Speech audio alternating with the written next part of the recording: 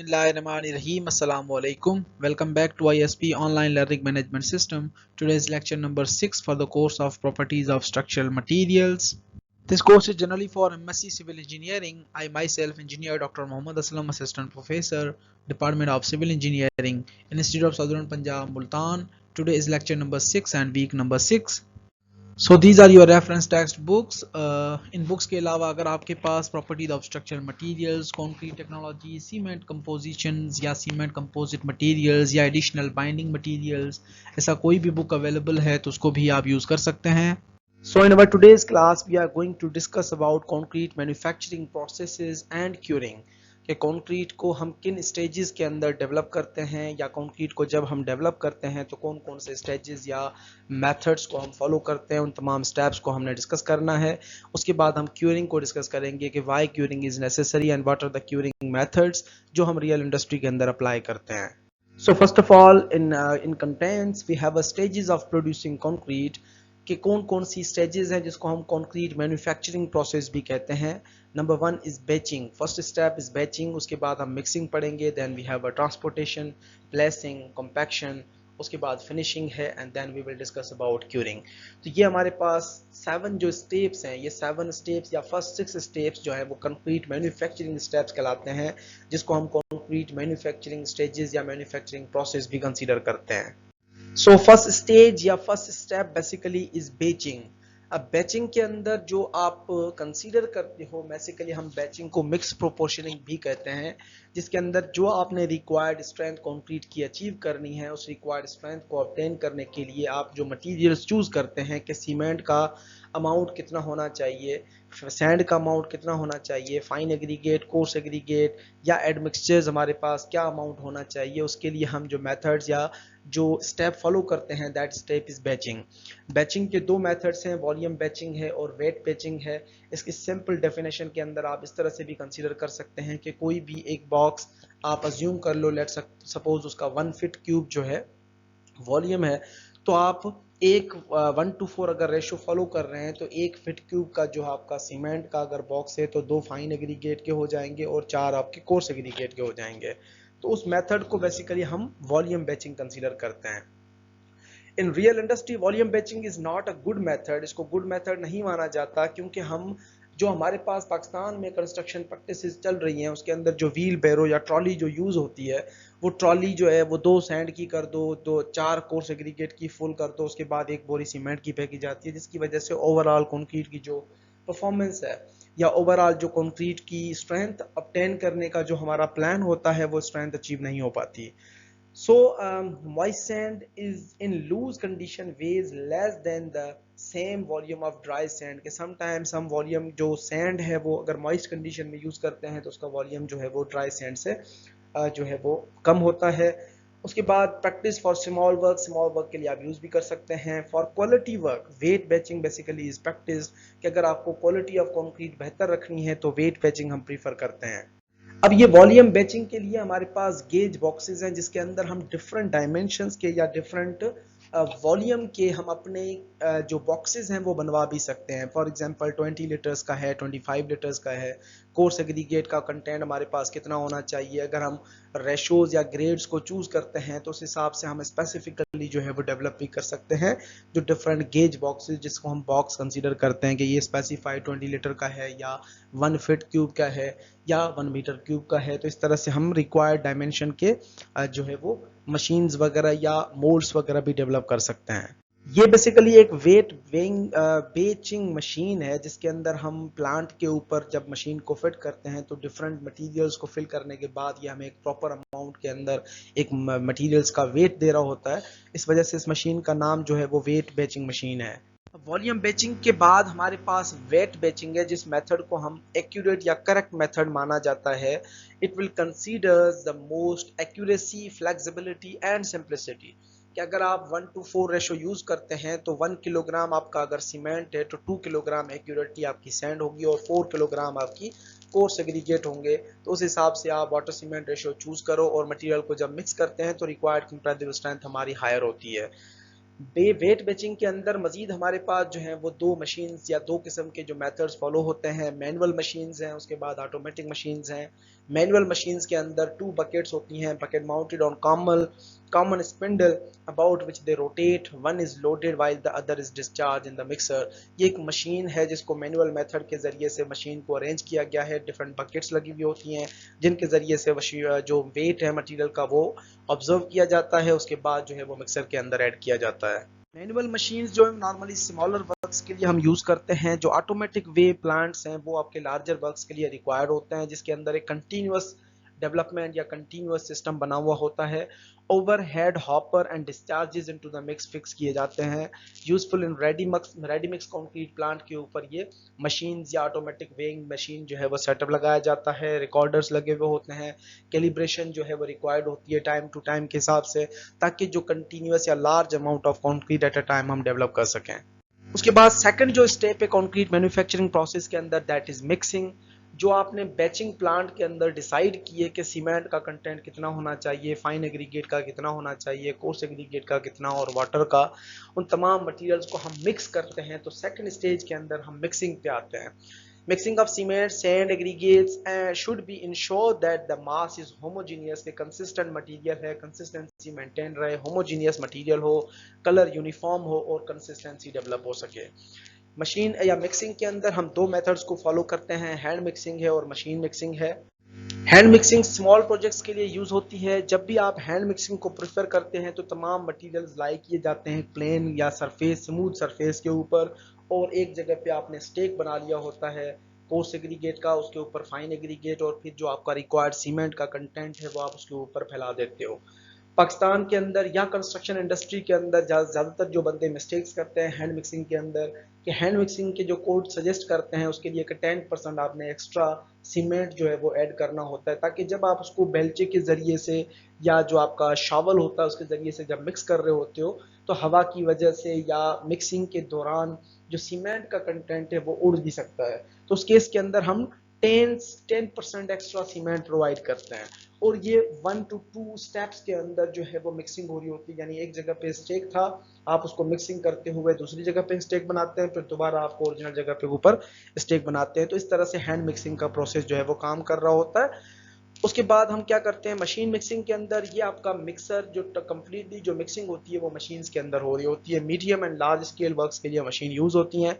Mixing is efficient, economical and produce good quality concrete. Machine mixing of course good quality product बनाती हैं।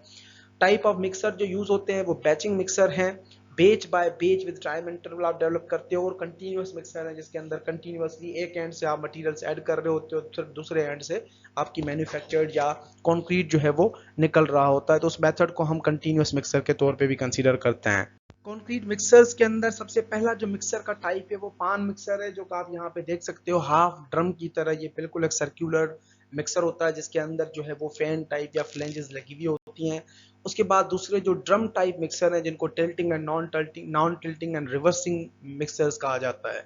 पान mixer एक simple जो है वो फोर्स्ड मूवमेंट पान मिक्सर है, has blades that are fixed to an assembly that agitates the concrete throughout the pan as the vertical shaft rotates. ये plane एक सरफेस होता है सर्कुलर फॉर्म के अंदर, इसके अंदर तमाम आप मटेरियल जो है वो ऐड कर देते हैं, उसके बाद ये ब्लेड्स जो है वो कंक्रीट को मिक्स कर रहे होते हैं।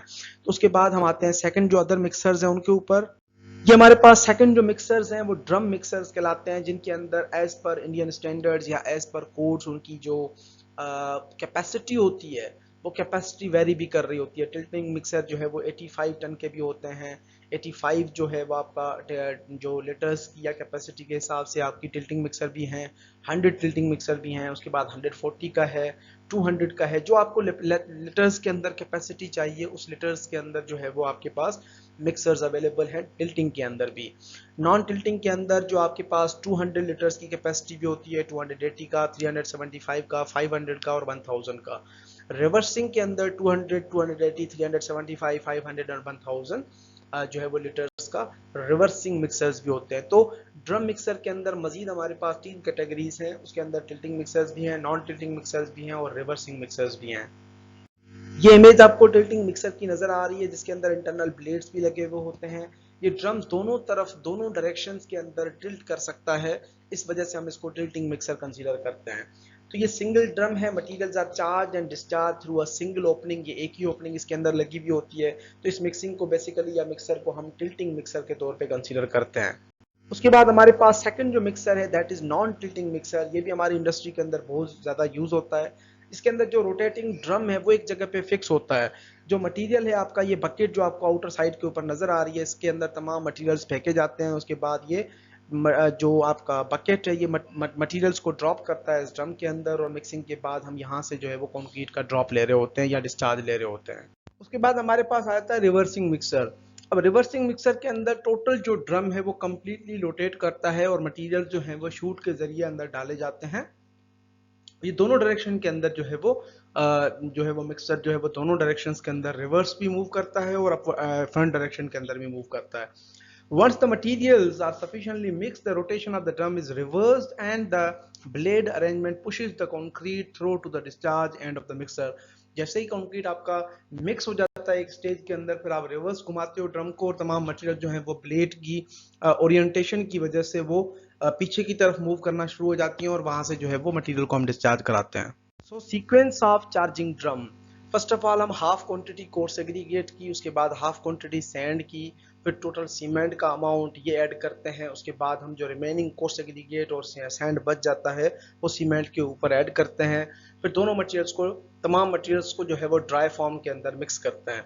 उसके बाद हम 75% ऑफ द वाटर जो है वो ऐड करते हैं तकरीबन मिक्स के अंदर, ताकि मटेरियल जो है वो अच्छे तरीके से मिक्स हो जाए। फिर रिमेनिंग 25% वाटर जो है वो ऐड किया जाता है स्टेप बाय स्टेप के अंदर, और तमाम मटेरियल जब एक कंसिस्टेंट मास डेवलप होता है उस वक्त जो है वो मटेरियल हम निकालते हैं और उनको यूटिलाइज करते हैं।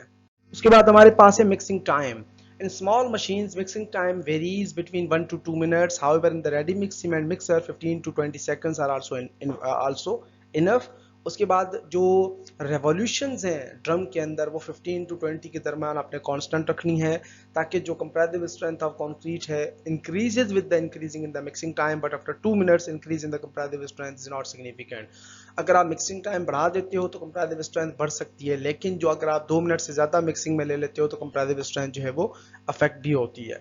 If concrete is not used after mixing it may set. अगर प्रॉपरली मिक्स करने से पहले आप उसको कंक्रीट को यूज कर लेते हैं तो कंक्रीट समटाइम्स के अंदर जो है वो सेट भी हो जाता है। But when concrete is agitated on time to time in drum setting time rule does not follow, कि अगर आप कंक्रीट जो है वो सेट कर जाता है, ट्रक के अंदर ही बैठ जाता है, तो उस केस के अंदर जो है वो हमारा कंक्रीट इनिशियल और फाइनल सेटिंग टाइम जो है वो लूज कर देता है, जिसकी वजह से ओवरऑल परफॉर्मेंस या ओवरऑल जो स्ट्रेंथ है वो अफेक्ट होती है। So now we have a retempering of concrete. Retempering of concrete, sometimes आप अगर कंक्रीट का जो मिक्स है वो एक पान के अंदर या तगारी के अंदर या किसी व्हील बैरो के अंदर अगर कंक्रीट जो रेडी मिक्स था वो आपने रख दिया थोड़ी देर के लिए, तो पानी जो है वो उसके सरफेस के ऊपर आ जाता है, तमाम मटेरियल्स जो है वो सेट हो जाते हैं। तो उस केस के अंदर हम क्या करते हैं, और वो कंक्रीट जो है वो साइड के ऊपर अगर आप चली जाती है तो इंजीनियर्स उसको जो है वो रिजेक्ट भी कर सकते हैं। तो उस केस के अंदर हम some small volume of water add कर देते हैं या कोई एडमिक्सचर ऐड कर देते हैं, जिसकी वजह से कंक्रीट को दोबारा मिक्सर के अंदर डाल के अच्छे तरीके से उसको मिक्स किया जाता है, जिसको हम रीटेम्परिंग ऑफ कंक्रीट भी कहते हैं। उसके बाद manufacturing of concrete with same material if care is not taken resulting concrete will be the bad concrete. What are the good rules to make good quality concrete के? गुड क्वालिटी कंक्रीट के लिए क्या rules होते हैं? अगर हम concrete को जो है वो प्रॉपर केयर नहीं करते तो हमारे पास जो कंक्रीट है वो गुड क्वालिटी कंक्रीट भी बैड कंक्रीट के अंदर कन्वर्ट हो जाता है। अब सबसे पहले हमारे पास था बैचिंग। बैचिंग के बाद हमने मिक्स प्रोपोर्शंस चूज कर लिए, उनको मिक्स कर दिया डिफरेंट मशीन्स के अंदर। अब हम ट्रांसपोर्ट करते हैं कंक्रीट को from one place to other place, या वन प्लेस से लेके आपने जहां पे कंक्रीट को लगाना है तो उस केस को हम ट्रांसपोर्टेशन ऑफ कंक्रीट कंसीडर करते हैं। So what are the precautions in concrete transportation? Homogeneity of concrete mass is maintained, movement of hand trolley और truck on rough road makes vibration, जिसकी वजह से जो पार्टिकल्स हैं या कोर्स एग्रीगेट हैं वो बॉटम के अंदर सेट हो जाते हैं, पानी जो है वो सरफेस के ऊपर आ जाता है। This results in the deposition of heavy aggregates at the bottom of truck, water and cement slurry comes on the top, जिसको हम ब्लीडिंग ऑफ द कंक्रीट भी कहते हैं। तो ट्रांसपोर्टेशन के अंदर रफ एरियाज या रफ सरफेस टेक्सचर्स वगैरह, या जहाँ पे आप मूव करा रहे हो किसी भी व्हीकल को, तो उस केस के अंदर आपकी कंक्रीट जो है वो सेटल हो जाती है और टॉप सरफेस के ऊपर पानी और स्लरी जो है वो इकट्ठे हो जाते हैं। तो we have to be very careful by transporting our concrete और up to the placing level, जब आप उसको लगाते हो तो उस केस के अंदर। So now we have a methods of transportation. हमारे पास बहुत सारे मेथड्स हैं। मोटर पान मेथड है, व्हील बैरो हैं, ट्रक मिक्सर्स एंड डंपर्स हैं, क्रेन्स हैं, बकेट्स हैं, रोप वेज हैं, बेल्ट कन्वेनियर्स हैं, शूट्स हैं, स्किप एंड हॉइस्ट है, ट्रांजिट मिक्सर्स हैं, पंप्स एंड पाइपलाइंस भी हैं और हेलीकॉप्टर्स भी हैं। ये तमाम मेथड्स हैं जो कि हम रियल इंडस्ट्री के अंदर ट्रांसपोर्टेशन ऑफ कंक्रीट के लिए यूज करते हैं। मोटर पान, जिसको हम अपनी लोकल लैंग्वेज में तगारी कहते हैं, छोटी सी जो थाली होती है उसके अंदर हम मटेरियल को शिफ्ट करते हैं। ये कॉमन मेथड है इंडिया एंड पाकिस्तान जोन्स के अंदर, बांग्लादेश के अंदर भी। यहाँ पे जो है वो मोर लेबर रिक्वायर्ड होती है। उसके बाद सेग्रीगेशन के चांसेस जो है वो कम होते हैं, क्योंकि आप अपने हाथ से उसको उठा रहे हो और आराम से जाके लगा देते हो, जो कि ज़्यादातर कॉन्क्रीट जो है वो जहाँ पे आपने प्लेस करनी होती है उसके नियर सरफेस के अंदर या नियर एरियाज के अंदर वो बन रही होती है। उसके बाद व्हील बैरोज, या हम ट्रॉली वगैरह जो यूज़ करते हैं, व्हील बैरो जिसको हम कहते हैं छोटी, वो ट्रॉली के ज़रिए हम ट्रांसपोर्ट करते हैं। अगर आपके सरफेस जो है वो रफर है तो उस केस के अंदर जो आपका कॉन्क्रीट है वो सेटल हो सकता है।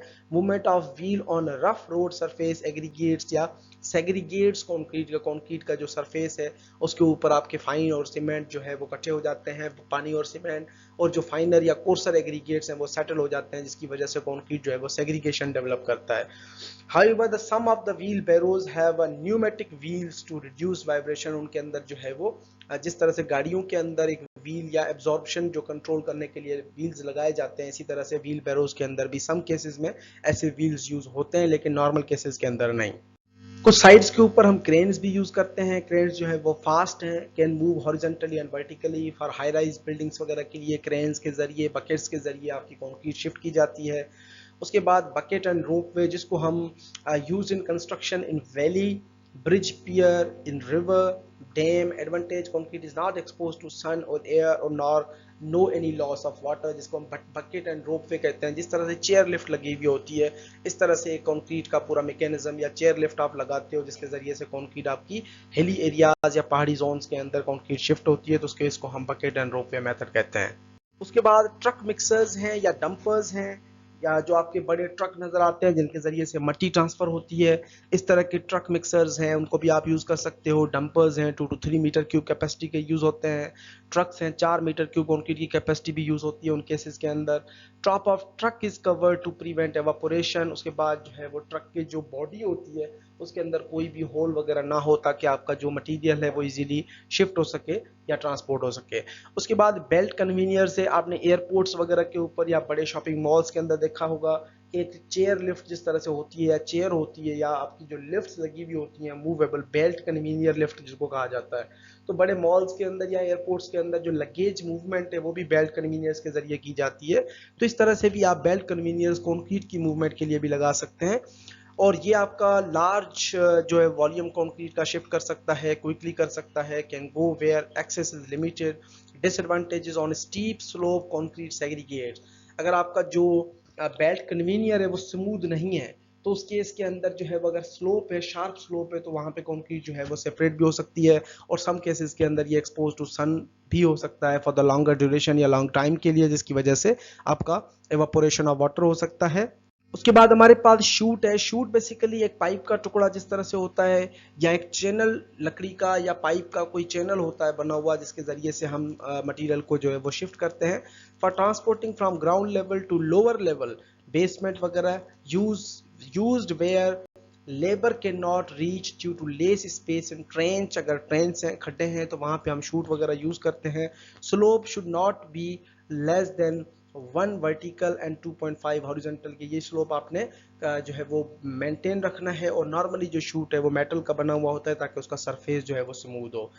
स्किप एंड हॉइस्ट, ये बेसिकली आपका लिफ्ट सिस्टम लगा हुआ होता है, जिस तरह से आजकल हम आप शहरों के अंदर अक्सर देखते हैं नॉर्मली कि जो आपका एक स्टील का जो पिलर होता है या कोई खंबा होता है पोल टाइप, उसके ऊपर आपकी एक लिफ्ट लगी हुई होती है जनरेटर के जरिए से कनेक्टेड, और उसके जरिए से जो है वो आप कंक्रीट को मूव कराते हैं from one place to other place, या from one level of storey to other level of storey. ये हमारे पास ट्रांजिट मिक्सर्स हैं जो कि लॉन्गर डिस्टेंस रिक्वायर्ड होता है। जब आप रेडी मिक्स प्लांट से, कंक्रीट के प्लांट से आप कंक्रीट को सिटी के अंदर मूव कराते हो, तो उस केस के अंदर हम ट्रांजिट मिक्सर्स यूज करते हैं। इनके अंदर जो ड्रम होता है ये रोटेटिंग ड्रम होता है, जिसके अंदर कंक्रीट जो है वो कंसिस्टेंटली मिक्स हो रही होती है। इसके अंदर जो रेवोल्यूशंस होती हैं वो 2 to 6 रेवोल्यूशंस पर मिनट होती हैं। Also transported mix in dry condition and water is added on the reaching the destination, कि जैसे ही आप ड्राई फॉर्म के अंदर भी कंक्रीट को मूव करा सकते हो, अगर लॉन्गर डिस्टेंस रिक्वायर्ड है तो उसके इसके अंदर पानी जो है वो साइड के ऊपर भी ऐड किया जा सकता है। वेट मिक्स जो है वो हम ऐड कर सकते हैं, लेकिन इसके अंदर इनिशियल सेटिंग टाइम और फाइनल सेटिंग टाइम जो है वो हम कंट्रोल में रखते हैं। और 1 to 1.5 आवर्स अगर आपको टाइम रिक्वायर्ड है तो उस केस के अंदर भी आप ट्रांजिट मिक्सर्स वगैरह भी यूज कर सकते हैं। सम केसेस के अंदर इन मिक्सचर्स के साथ जो है वो पंप्स वगैरह भी लगाए जाते हैं जो कि कंक्रीट को शिफ्ट करते हैं या प्लेस करने के लिए हम यूज करते हैं। So now we have pumps and pipeline method. This is the most popular method and reliable and good quality concrete pumps are used basically, जिसके अंदर हमारी जो पंपिंग या एक एबिलिटी जो होती है पंपिंग करने की, वो हमें एक हायर क्वालिटी कंक्रीट को मेंटेन रखने के लिए एक गुड क्वालिटी के जो है वो पंप यूज करना है। Mostly operated by diesel, concrete is placed in collecting hopper, rotating blades in hopper pushes the concrete towards pipe, vacuum in hose pipe 600 mm Hg, rotating rollers in pumps chambers squeeze the concrete in pipe and flow of concrete is started. Concrete is discharged from other end of the hose pipe. Concrete can be pumped up to 400 meter height and to 2000 meter distance. अब ये pumps basically इनको hydraulic pumps भी कहा जाता था या इनको जो है वो आप मोबाइल पंप्स भी कहते हैं। ये स्टेशनरी पंप भी कहलाते हैं, जिनके जरिए से हम क्या करते हैं पाइप का नेटवर्क बिछाते हैं जिसके अंदर जो है वो highly workable concrete not with water with high super plasticisers, और इन कंक्रीट्स को हम जो है वो वाया पंप हाइड्रोलिक जैक के जरिए या पंप के जरिए इनके अंदर एक पुश या एक जो है वो सेंट्रीफ्यूगल फोर्स डेवलप किया जाता है, जिसकी वजह से जो है वो ये concretes up to 400 metre height and up to 2000 metre distance तक जो है वो हम इसको शिफ्ट करा सकते हैं या मूव करवा सकते हैं।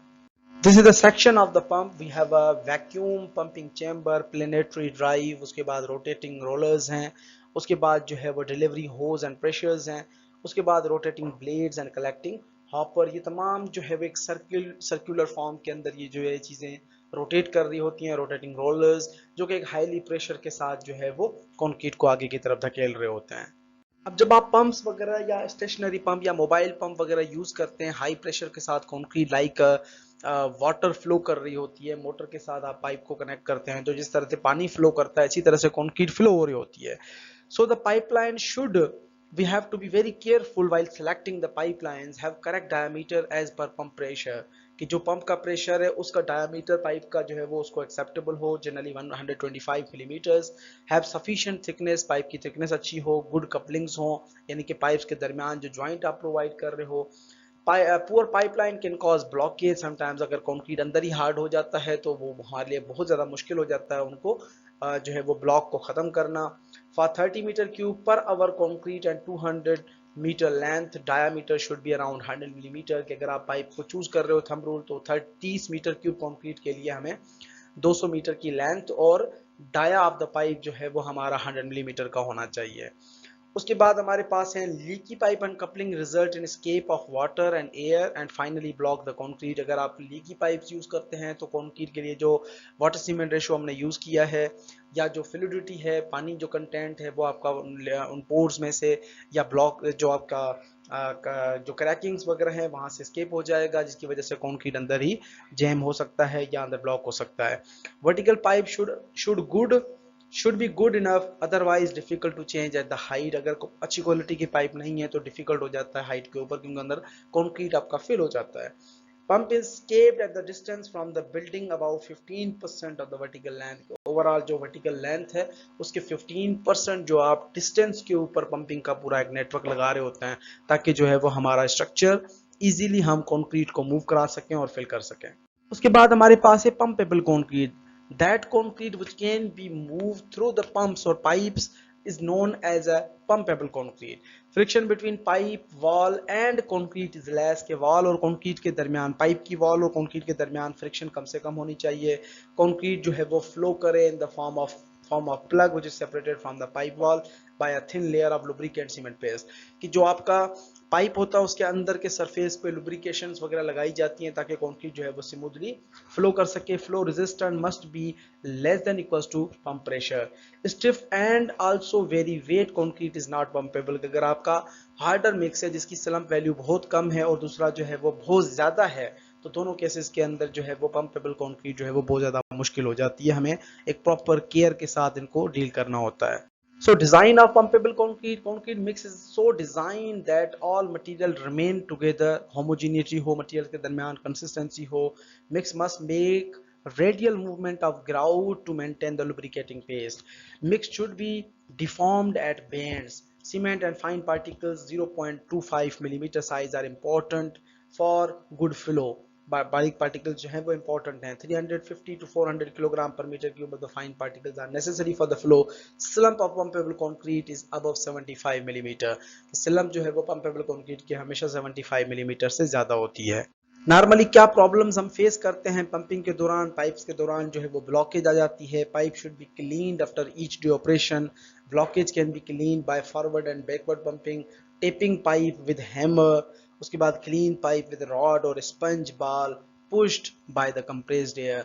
ये तमाम चीज़ें जो है वो पंपिंग हमारे दौरान जो ब्लॉकेज का प्रॉब्लम आता है उसको हम किस तरह से सॉल्व करते हैं, by cleaning the water, by to and fro motion, by sponge using, या कोई भी हम बॉल प्रेशर वगैरह यूज करके उसको अंदर जो ब्लॉकेज है उसको ब्रेक कर सकते हैं। Then fourth important step is the placing of concrete, के जो concrete हमने बनाई उसको अब हमने place करना है। Must be placed in a systematic manner, can be placed with following methods within the earth mold, यानी कि फाउंडेशन के अंदर जमीन आपने जब एक्सकेवेट कर ली तो उसके बाद आपके पास जो मोल्ड अर्थ के बने हुए होते हैं उनके अंदर आपने प्रॉपर फिल करना है। या टिम्बर के मोल्ड्स हम यूज करते हैं रोड, एयरपोर्ट एंड स्लैब्स के अंदर।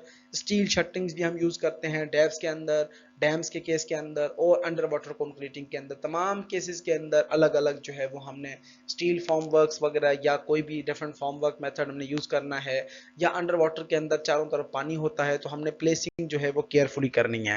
सो कंक्रीट इन फाउंडेशन के अंदर आपके पास जो जमीन है जब हम एक्सकेवेट कर लेते हैं तो ज़मीन के साथ डायरेक्टली हमारी कंक्रीट मिक्स हो रही होती है, तो कंक्रीट का जो सरफेस है ज़मीन का उसको हमने गीला करना है। प्लास्टिक शीट आप अप्लाई कर सकते हो ताकि जो आपके कंक्रीट का मॉइस्चर है वो सॉइल जो है वो एब्जॉर्ब ना कर ले। Concrete is dumped not poured, यहाँ पे कंक्रीट जो है वो हम डंप कर रहे होते हैं ताकि जो लेयर्स हैं वो सारी फिल हो जाए। No heap and dredging, concrete को हम मूव नहीं कराते।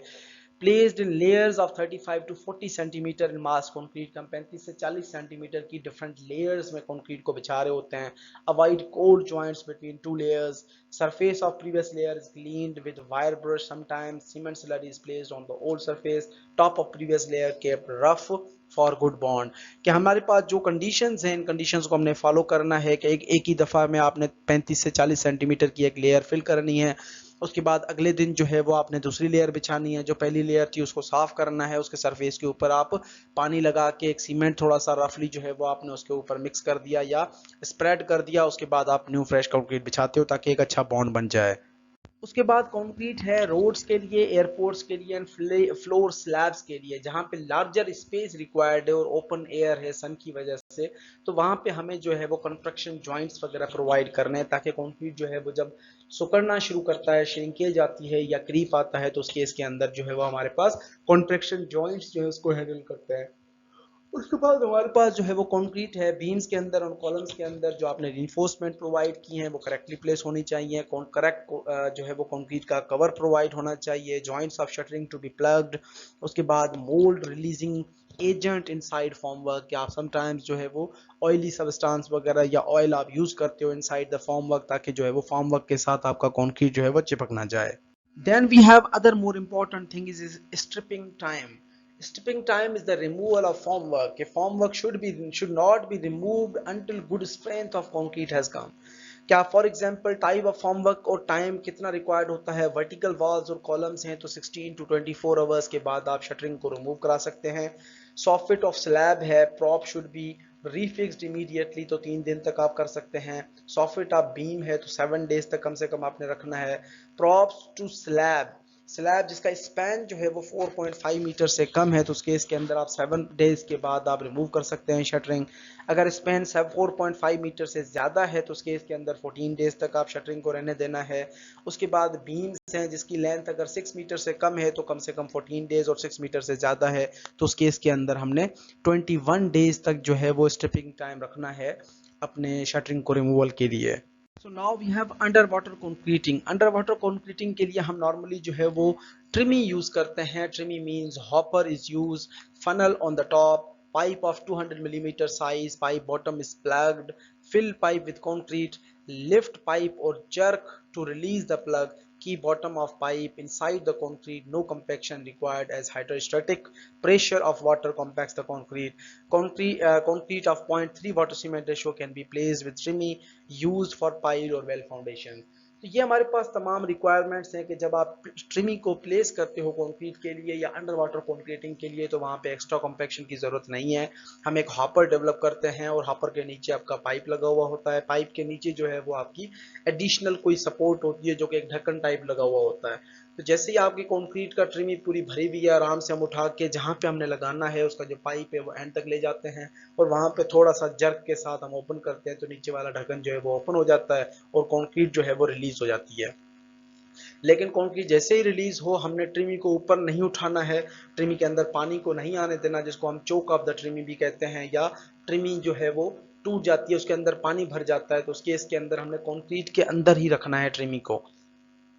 कि अंडर वाटर कंक्रीटिंग के अंदर यूजेज है ट्रिमी का। ट्रिमी को आप देख सकते हैं कि हमने कंक्रीट के अंदर ही इंसर्ट किया हुआ है। हम कंक्रीट को फिल करते जाते हैं। जैसे ही एक ट्रिमी हॉपर पूरा कंप्लीट हुआ, क्रेन के जरिए हम थोड़ा सा ट्रिमी को ऊपर की तरफ खींचते हैं और दोबारा जो है वो हम कंक्रीट को फिल करते हैं। बाद हमारे पास है slip form technique. Slip form technique के अंदर हम कंक्रीटिंग जो है वो कंटिन्यूअसली प्लेस कर रहे होते हैं, कॉम्पैक्ट करते हैं और फॉर्म वर्क को अपवर्ड डायरेक्शन के अंदर थोड़ा सा मूव कराते हैं ताकि एडिशनल स्पेस में हम दोबारा कंक्रीटिंग को फिल कर सकें।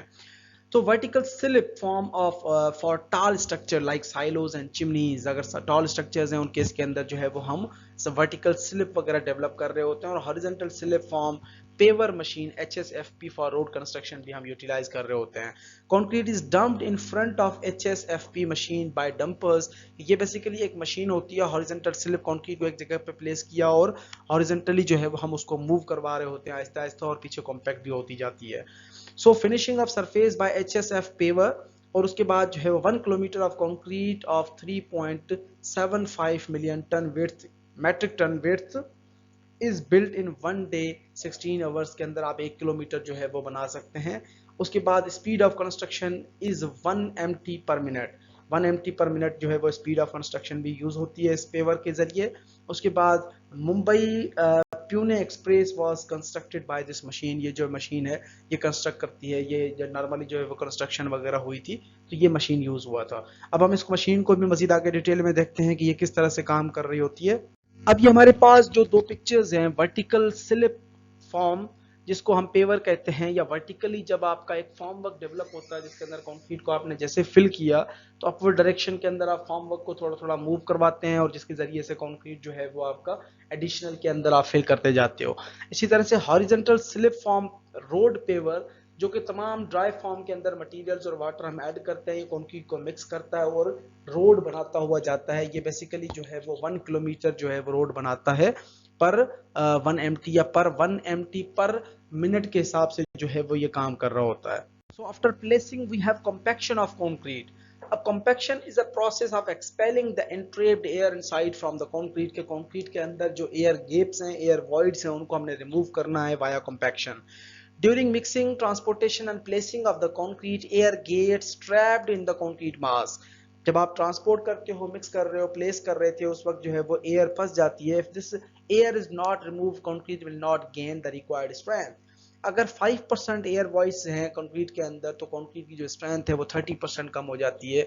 अगर 10% एयर वॉइड्स हैं तो रिड्यूसेस जो है वो comparative strength by around 50%।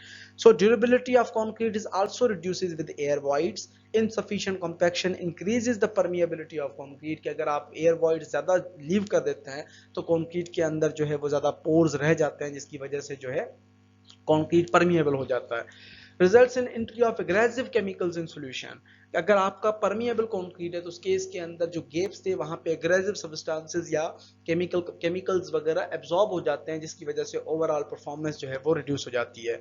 Chemicals attack concrete and reinforcement and the life of structure या life of concrete is also reduced. So we have several methods of compaction. Number one is the hand compaction, compaction by vibration, we have compaction by pressure and jolting, and we have compaction by spinning. Compaction by vibration के अंदर मजीद हमारे पास different vibrators हैं, internal vibrators हैं, form work vibrators हैं, table vibrators हैं, platform vibrators हैं एंड सरफेस वाइब्रेटर्स हैं। अब सबसे पहले हमारे पास है हैंड कॉम्पैक्शन, यानी हैंड कॉम्पैक्शन के अंदर हम रॉडिंग यूज कर रहे होते हैं, रॉड के जरिए, यानी कि जहाँ पे एक जगह पर ऊपर 25 टाइम्स हमने ब्लोज लगाए, तो hand rodding poking inside concrete with 1 to 2 empty long steel, 1 to 2 metre long to steel भी आप कह सकते हो, या मिली जो है वो हमारे पास अराउंड 60 मिलीमीटर की भी रॉड जो है वो यूज होती है। उसके बाद रेमिंग है, रेमिंग के अंदर unreinforced foundation and ground form जो है वो ग्राउंड फ्लोर वर्क। अब रेमिंग के अंदर जो हमारे पास अनरीइंफोर्स्ड सेक्शंस हैं या आपके फाउंडेशन जो है जिनके अंदर कोई रीइंफोर्समेंट्स वगैरह नहीं लगाई गई, तो उस केस के अंदर भी आप हैंड कॉम्पैक्शन वगैरह सक्सेसफुली यूज कर सकते हैं। उसके बाद टेम्पिंग है, टेम्पिंग जो wooden beam is use to beat concrete low thickness slab road slab. यहाँ पे हमारे पास क्या होता है कि टेम्पिंग वगैरह के अंदर हम जो लकड़ी के बीम्स वगैरह हैं या लकड़ी के पीसेज हैं वो बाहर से हम सरफेस के ऊपर कॉम्पैक्ट कर अप्लाई कर रहे होते हैं, तो ये हमारे पास जो है वो हैंड कॉम्पैक्शन के अंदर मेथड्स आते हैं। कॉम्पैक्शन बाय वाइब्रेशंस के अंदर हम वाइब्रेटर्स यूज करते हैं, या जो है वो वाटर सीमेंट रेशो जब ज्यादा होता है so we get less strength in concrete. In mechanical vibrators water cement ratio can be kept low so we can get good strength concrete. अगर आपके पास लो वाटर सीमेंट रेशो है और hand compaction आप यूज कर रहे हो तो उस केस के अंदर हमारी जो रिक्वायर्ड स्ट्रेंथ है वो रिड्यूस हो जाती है। लेकिन अगर उसी केस के अंदर लो वाटर सीमेंट रेशो है और आप मशीन वाइब्रेटर यूज करते हो तो ज्यादा एयर बबल्स रिमूव हो जाते हैं, जिसकी वजह से हमारी जो स्ट्रेंथ है वो बेहतर अचीव होती है। ये हमारे पास एक कॉमन वाइब्रेटर है जिसको हम इंटरनल वाइब्रेटर कहते हैं या पोकर वाइब्रेटर भी कहा जाता है। इसकी जो नीडल है लोहे की, ये एक वाइब्रेशंस की तरह या फ्रीक्वेंसी ऑफ वाइब्रेशन जो है वो अराउंड 12,000 साइकिल्स पर मिनट के हिसाब से ये फ्रीक्वेंसी जनरेट कर रहा होता है वाइब्रेटिंग की। नीडल का डायमीटर 20 to 75 मिलीमीटर होता है, लेंथ जो है वो अप टू 90 सेंटीमीटर होती है, और ये पोर्टेबल है। पोर्टेबल कहने का मकसद कि ये इजीली मूवेबल है from one place to other place. तो इन सम केसेस हम फॉर्म वर्क वाइब्रेटर्स भी यूज करते हैं, जो कि आपकी फॉर्म वर्क्स हैं, रीइंफोर्समेंट जो आपकी शटरिंग है, और शटरिंग के साथ ये वाइब्रेटर्स अटैच किए जाते हैं ताकि शटरिंग्स को आराम से एक इंपैक्शन या जो है वो एज अ वाइब्रेशंस अप्लाई कर रहे होते हैं, जिसकी वजह से कंक्रीट जो है वो आपका कॉम्पैक्ट हो जाता है। ये नॉर्मली कॉलम्स के लिए, वॉल्स के लिए या प्रीकास्ट स्लैब्स के लिए यूज होता है। वाइब्रेटर जो है वो फॉर्म वर्क के साथ अटैच हो जाता है। उसके बाद वाइब्रेशंस जो है वो ट्रांसफर्ड होती हैं from form work to the concrete. Use in thin wall where reinforcement obstruct the needle type vibrator, के जहाँ पे reinforcement बहुत ज्यादा हो और नीडल वाइब्रेटर आप इजीली यूज ना कर सकें, तो उस केस के अंदर हम एक्सटर्नल वाइब्रेटर के तौर पे as a form work vibrator use करते हैं। Efficiency is lower than the needle vibrator, ये नीडल वाइब्रेटर से जो है वो लेस एक्टिव है। Then we have a table vibrator, ये नॉर्मली यूज होता है लैब्स के अंदर जहाँ पे हम कंक्रीट टेस्टिंग्स वगैरह या सैंपल्स वगैरह बनाते हैं।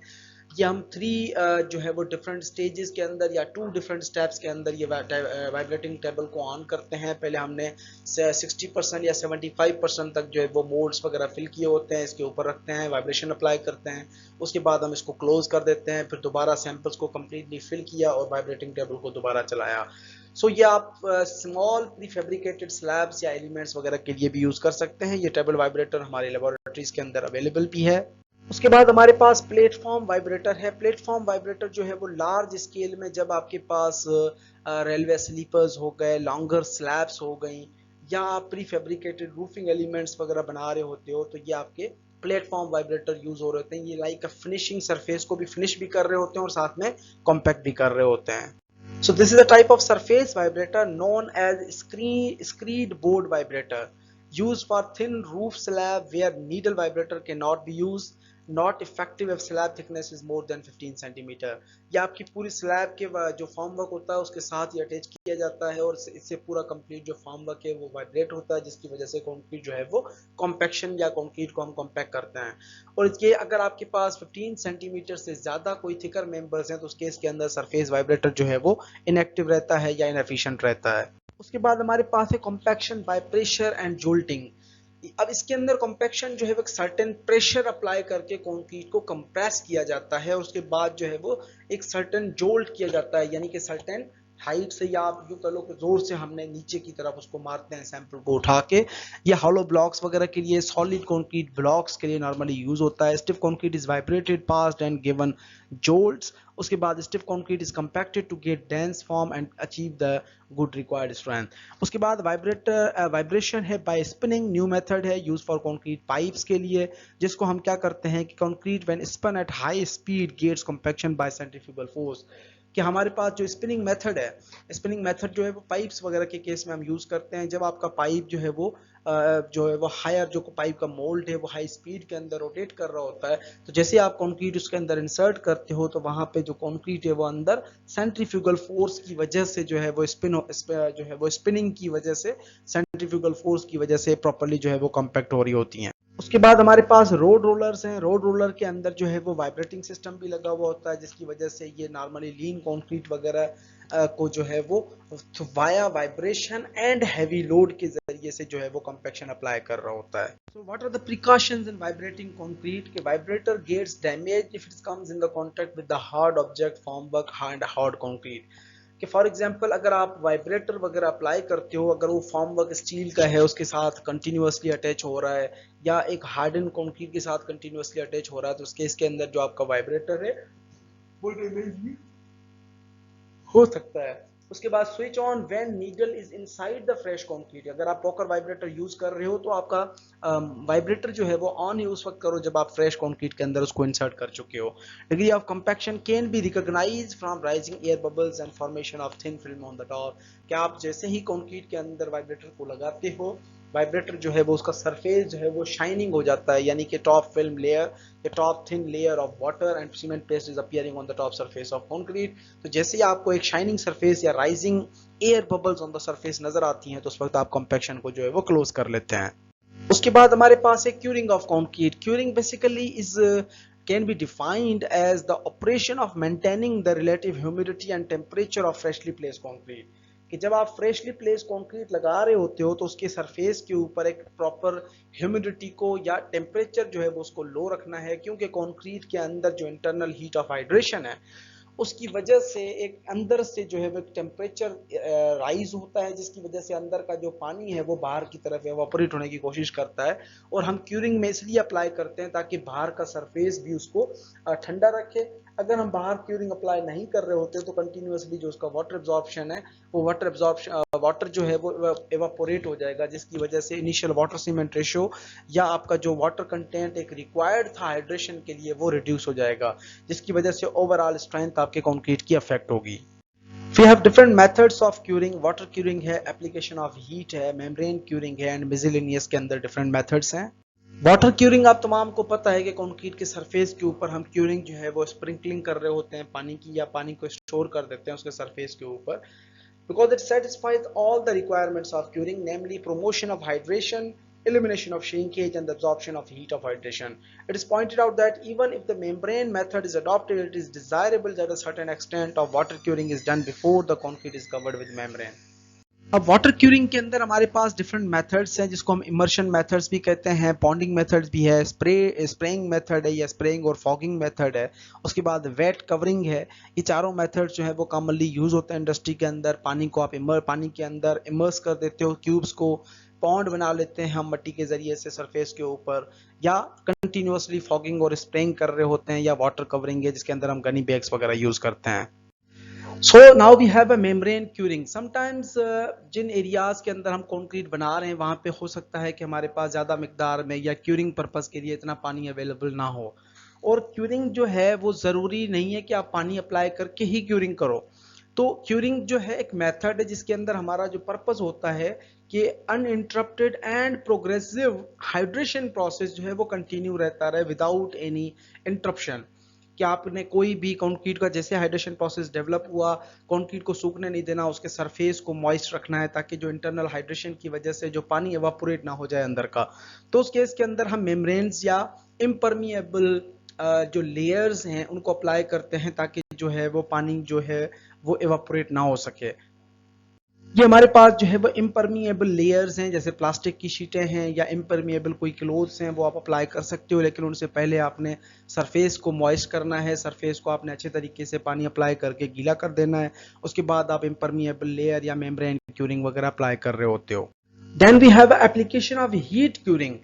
The development of strength of concrete is a function of not only time but also temperature. Temperature और टाइम की वजह से ही इन दोनों पैरामीटर्स के हिसाब से आपकी जो है वो कंक्रीट की स्ट्रेंथ डेवलप हो रही होती है।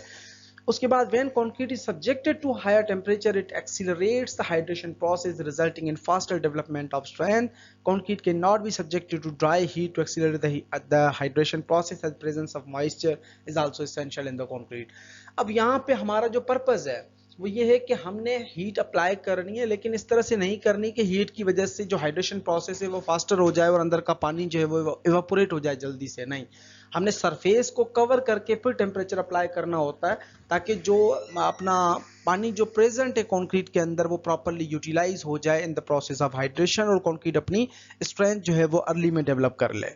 हीट क्यूरिंग के अंदर हमारे पास स्टीम क्यूरिंग है at ordinary pressure, steam curing at high pressure है, क्यूरिंग बाय इंफ्रारेड रेडिएशंस हैं, इलेक्ट्रिकल क्यूरिंग मेथड है। ये सारे मेथड जो है वो इंडस्ट्री के अंदर अप्लाई होते हैं, जिनके अंदर हम हीट प्रोसेस अप्लाई कर रहे होते हैं for the curing purpose.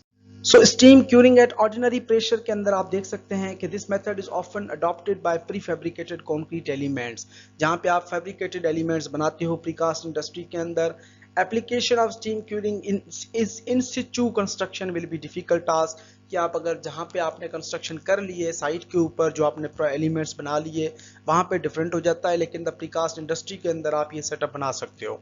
However, at some places it has been useful with the help of thick polyethylene sheets, but the rate of development of strength is not beneficial. कि यहाँ पे हमारे पास जो है वो प्रीकास्ट इंडस्ट्री के अंदर पॉलीइथाइलिन शीट्स वगैरह अप्लाई करके फिर जो है वो स्टीम क्यूरिंग वाटर वगैरह यूज किया जाता है, ताकि जो है वो हमारी क्यूरिंग प्रोसेस को डेवलप किया जा सके और कंक्रीट जो है वो अपना स्ट्रेंथ अचीव कर सके। उसके बाद हाई प्रेशर स्टीम क्यूरिंग है, जिसके अंदर एक पूरा कंप्लीट चेंबर बनाया जाता है ओपन एटमॉस्फेयर के अंदर। इसके अंदर भी प्रीकास्ट एलिमेंट्स वगैरह बना के रखे जाते हैं। इसके अंदर pressure the temperature of steam is naturally below 100 degree Celsius. The steam will get converted into a water, thus it can be called in any way as a hot water curing. This is done in open atmosphere. ये open atmosphere के अंदर भी किया जा सकता है, इसको हम hot water curing method भी कंसीडर करते हैं। So now we have a duration of curing. The concrete should not be allowed to dry fast in any conditions. आप कोई भी अप्लाई करो मेथड, कल कंक्रीट को जल्दी से हमने सूखने नहीं देना। This condition should be maintained for 24 hours. The best practice is to keep the concrete in gunny bags for 24 hours and then commence water curing by ponding or sprinkling. First 24 hours जो है वो आपने concrete को dry नहीं होने देना, उनको आप गनी बैग्स के अंदर कवर कर लें। उसके बाद आप स्प्रिंकलिंग वगैरह कंक्रीट की या पॉन्डिंग वगैरह भी कर सकते हैं। The concrete cured for long time will show superior strength and shorter and show other good properties. However, curing for long time will be a costlier process. The curing period varies for different structures, situations and different atmospheric temperatures. So for general it is cured for 7 days. At least आपने 7 days जो है वो curing apply करनी है। So in general for curing we can say that it is a false economy. ये गलत perception है कि अगर आप क्यूरिंग के अंदर खर्चा ज़्यादा लगाओगे तो आपका जो स्ट्रक्चर है वो वही स्ट्रेंथ अचीव करेगा जो विद प्रॉपर क्यूरिंग और विदाउट प्रॉपर क्यूरिंग होता है। तो इस केस के अंदर हमें क्यूरिंग को उतनी ही इंपॉर्टेंस देनी है जितनी हमारे लिए स्ट्रेंथ ऑफ कंक्रीट इंपॉर्टेंट है। So most precast concrete producer employ some sort of curing system that is appropriate to their production regime. कि आप जो प्रीकास्ट इंडस्ट्री है वहाँ पे तो आप कोई भी मेथड अडॉप्ट कर सकते हो, बाय टेम्परेचर क्यूरिंग या स्टीम वाटर क्यूरिंग वगैरह कर सकते हो, लेकिन रियल इंडस्ट्री के अंदर जहाँ पे इन सिचु एलिमेंट्स हैं साइट के ऊपर, वहाँ पे हमने प्रॉपर जो है वो क्यूरिंग को प्रोवाइड करवाना है।